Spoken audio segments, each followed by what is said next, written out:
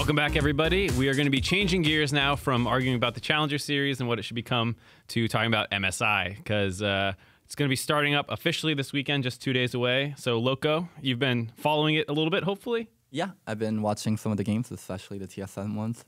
Spicy. Oh, yeah. So let's kind of start off with that, because I think we can say that the wildcard play-in stage did actually kind of end up as expected, quote unquote. I think like the kind of road we took to get there was a surprise in how everything shook out. But the idea that both the major regions made it in, and then the two wildcard teams kind of duked it out to be the last team to make it in. And I think, we can say the TSM series, super close, way closer than we thought it should have been. Maybe TSM's not that great. Mm-hmm. You can say the Flash Wolves one, they smashed. It was crazy. Flash Wolves shouldn't even be considered in the wildcard stage. Maybe put Europe in there or something. But at the end of the day, they made it in. Everyone made it in that we thought would. And I guess the question is, if a lot of this is about upsets and giving opportunities for wildcard teams to make something happen, is a best-of-5 environment and that they've given a little too harsh, given that it is this kind of system where 3 of the 4 teams make it in. So if the wildcard can pull a crazy upset, the other team should still have a chance to recover in the second best of that they have to play? Well, I don't think the whole play-in stage is about upsets. It's about having a good tournament with the best competitors possible. If you're not good enough to beat them, like to upset, like if you have to upset to get into the tournament, then I think that's where the problem is. We want to see the best teams compete. That's what the international tournament's about.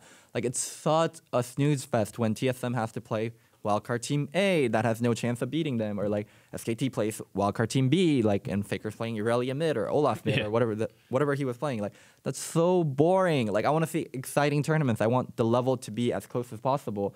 So I think the system's really great, and I don't really care. Like, if you need to upset to get in, then you're a bad team. Like, I don't want to see you play on the international stage. I want to see the best teams play. So I'm fine with the system. Keep it as is. Like, I want to see more of this.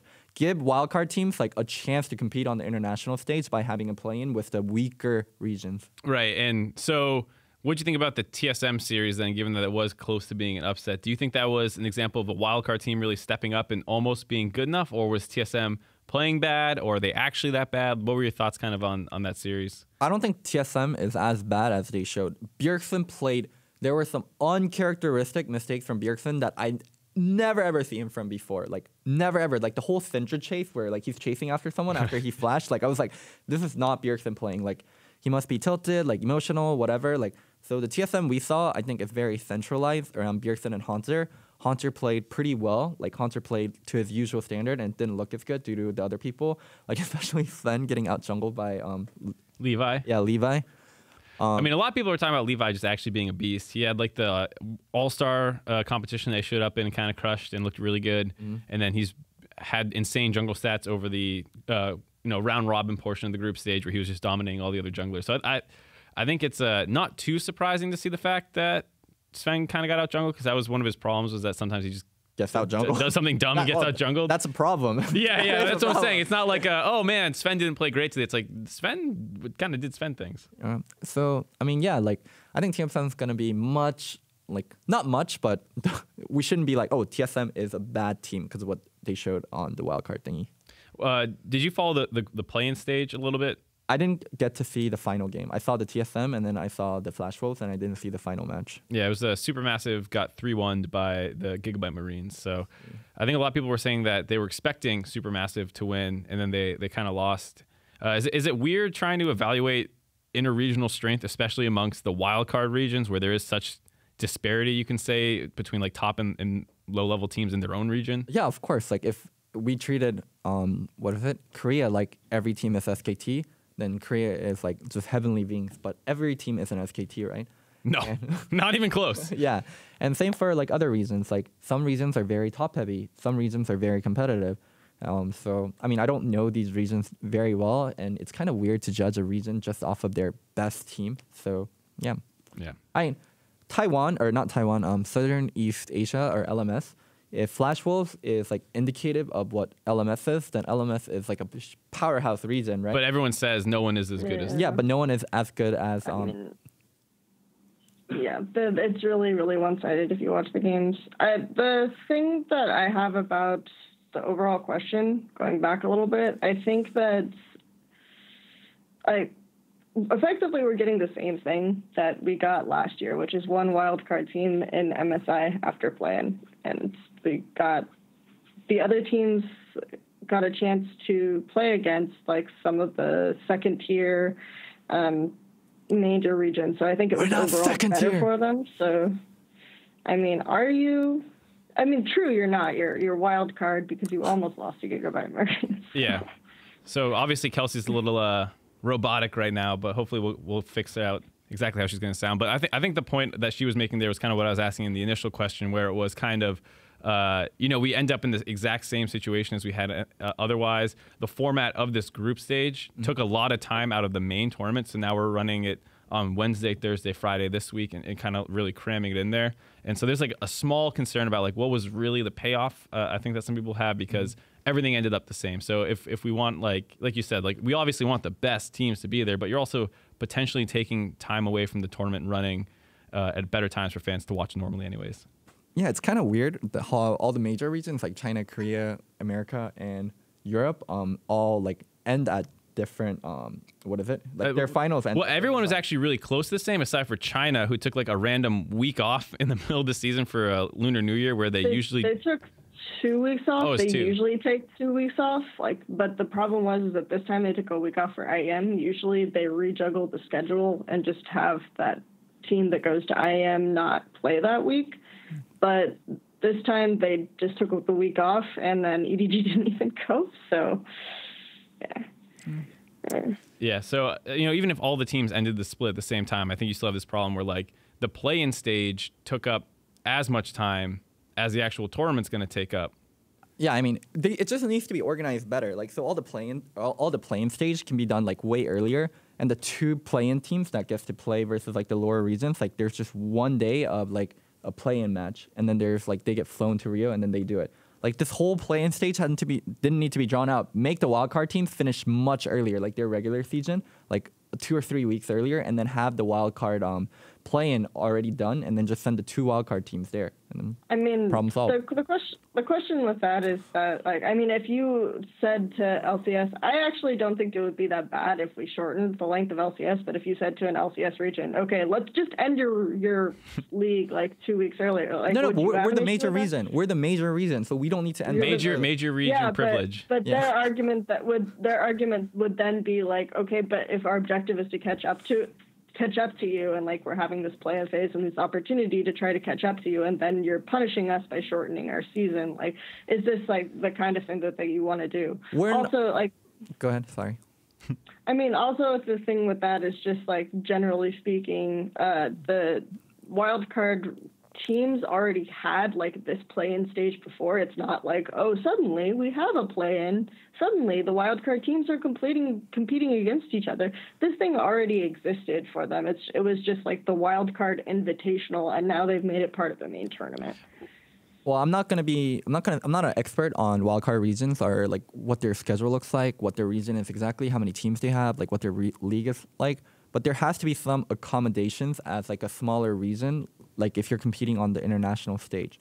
Like there's a lot more logistical problems with like ending NA like 2 weeks early, and then like getting TSM to do something versus like, hey, Supermassive and whatever reason you're from, like you need to do this for you to have a chance to compete on international stage. When you say logistical things, you mean like streaming, the team's sponsorship requirements, like the fact that TSM has a more busy schedule, you could argue. Well, I meant or is that what you mean? I meant more in terms of like, if you cut NA, like if you're forced to cut NA league 2 weeks shorter, like there's going to be a lot more problems, right? The league is bigger. There's a lot more sponsors involved. There's a lot more people involved.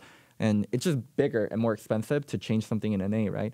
Versus if you're cutting something smaller in a smaller region, like it's not as expensive and there isn't as much like problems. Like I'm sure like maybe the Twitch deal with Riot is like you stream this amount of games, right? Mm-hmm. For the NALCS, or like NALCS deal with like some other team or like other like organizations or other sponsors. Like your game will be broadcasted for like 40, like your logo will be shown for like 48 best of threes or whatever. And then those contracts are like, there's just, it's such a logistical mess to like lengthen or shorten NA versus like another reason that might not have as bigger sponsors, as much teams, or as big teams involved.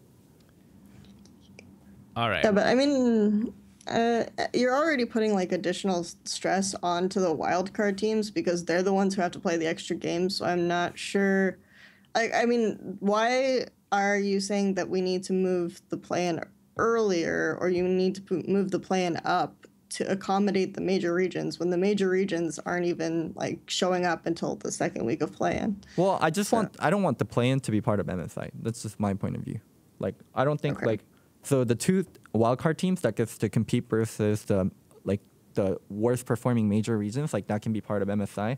But I didn't really care about the week of like wildcard, like. Right. I kind of agree with what you're saying in the sense where like TSM won their region, had to fly out like 3 days later. They didn't have a chance to prepare correctly. The patch feels super rushed because they have to play in this earlier round robin or second stage of the group play-in stage when it's like the outcome happened as expected. And I understand wanting to have to make the teams kind of prove that they deserve to be in the main stage, but the way that it forced the whole format to take place was a little janky to me.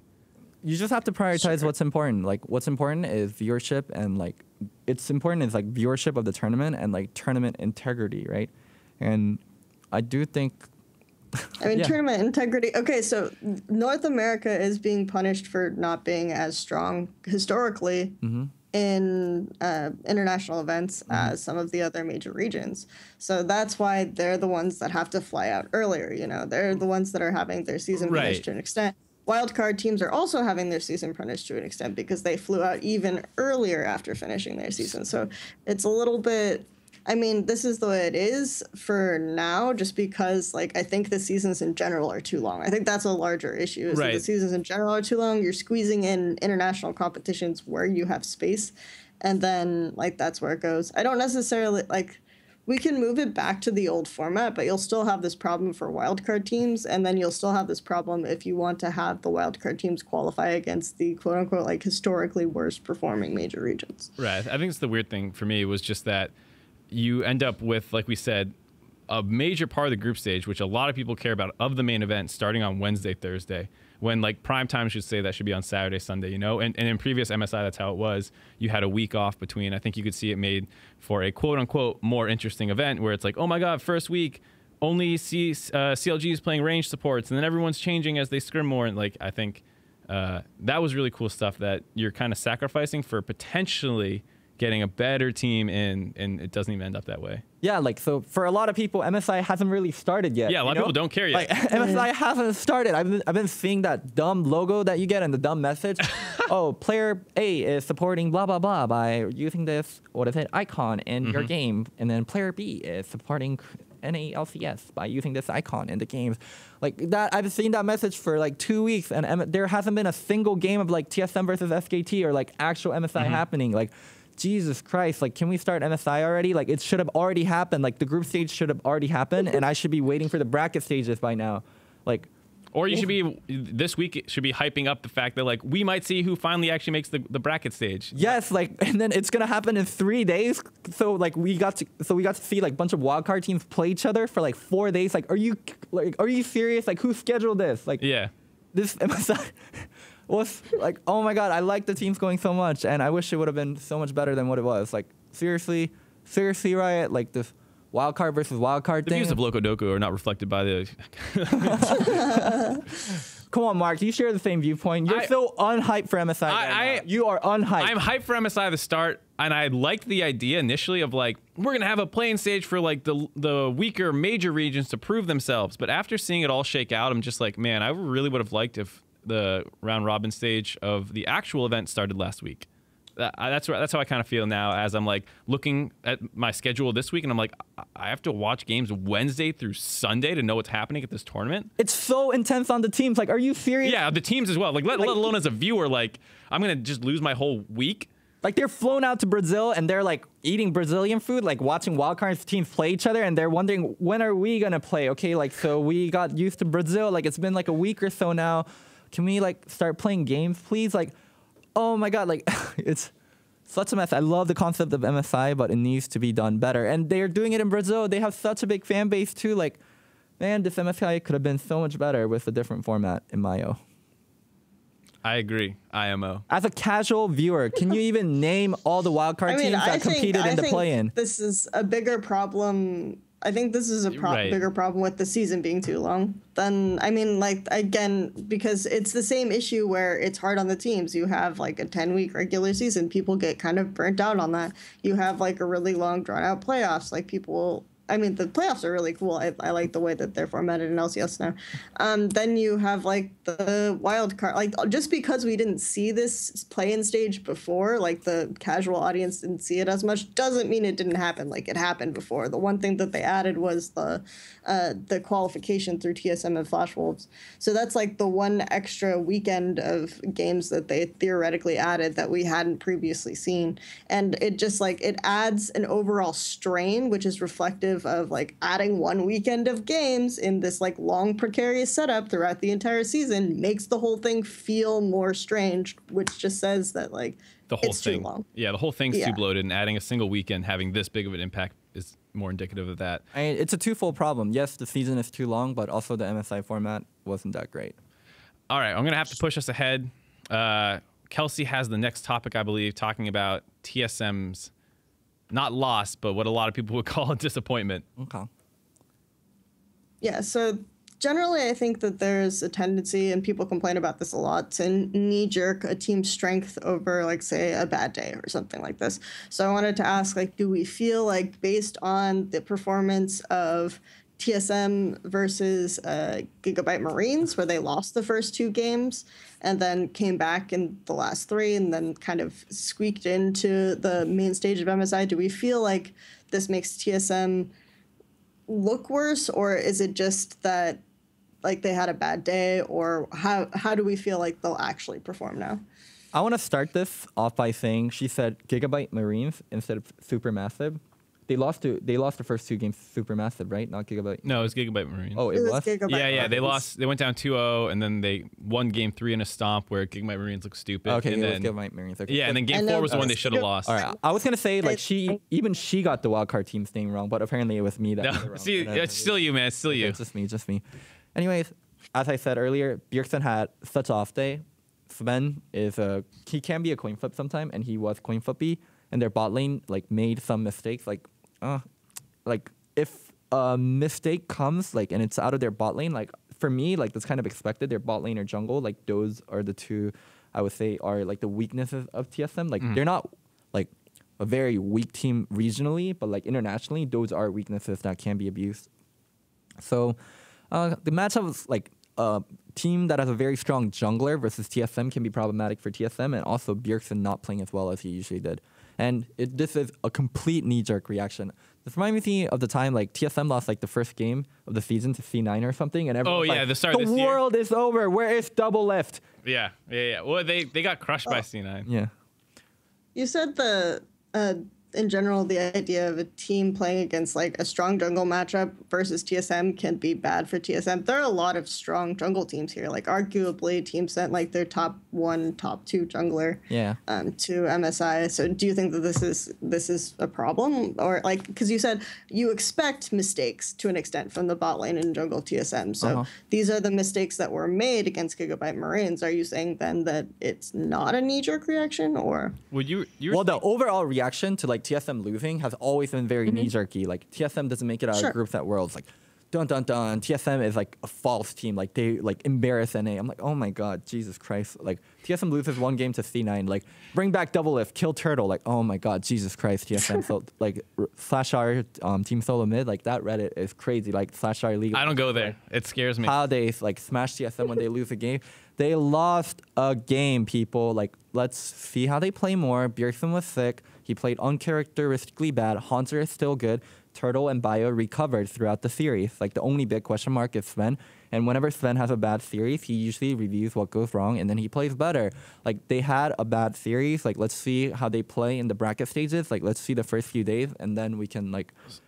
We can panic. So, right now. So here's my thing though: is like I didn't actually have very high expectations of TSM at all heading into the event, and then the first showing of them is not particularly impressive. I'm not looking at this team like, oh my god, this is way worse than I thought it would be, but it's like more like confirming how I already did not have high hopes for TSM, and that was what was scary. And I think you can see that they were clearly off. Like their bot lane was totally disrespectful at parts. Like the whole team was playing very disrespectfully. Like the first game where it just felt like they thought they could roll over this team and couldn't.